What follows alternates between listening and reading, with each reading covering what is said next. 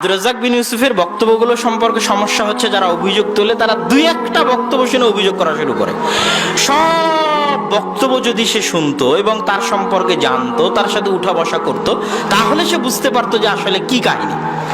এখন আব্দুর রাজ্জাক বিন ইউসুফের সামনে জালসার শেষে যে প্রশ্নগুলো দেওয়া হয়, এরকম বক্তা বাংলাদেশে কেউ নাই যে গড়ানে প্রশ্ন পড়ে আর উত্তর দেয়, কেউ নাই।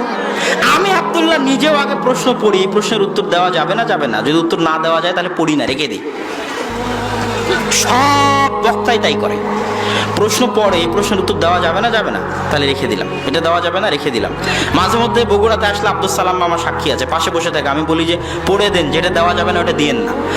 গড়ানে ফতোয়া প্রশ্ন পড়ে আর পড়ে উত্তর দেয় একমাত্র আব্দুর রাজ্জাক বিন ইউসুফ, আর এক বাক্যে উত্তর দেয়। তো এখন প্রোগ্রাম শেষ হয় 12:30 1টায়, যাওয়া লাগবে রাজশাহীতে, সকাল 8টায় ক্লাস ধরতে হবে।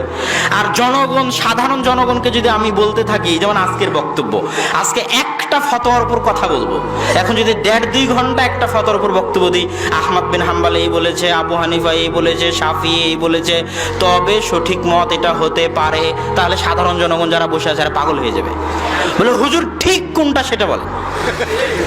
কথা বুঝতে পারেননি? এটা হচ্ছে মাঠের প্রোগ্রামের সমস্যা।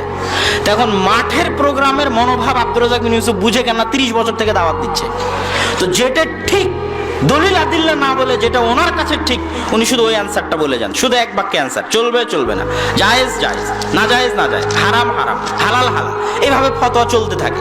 কেন থাকে প্রশ্ন 100টা, সময় অল্প, জনগণ বুঝবে না ব্যাখ্যা সহ বললে।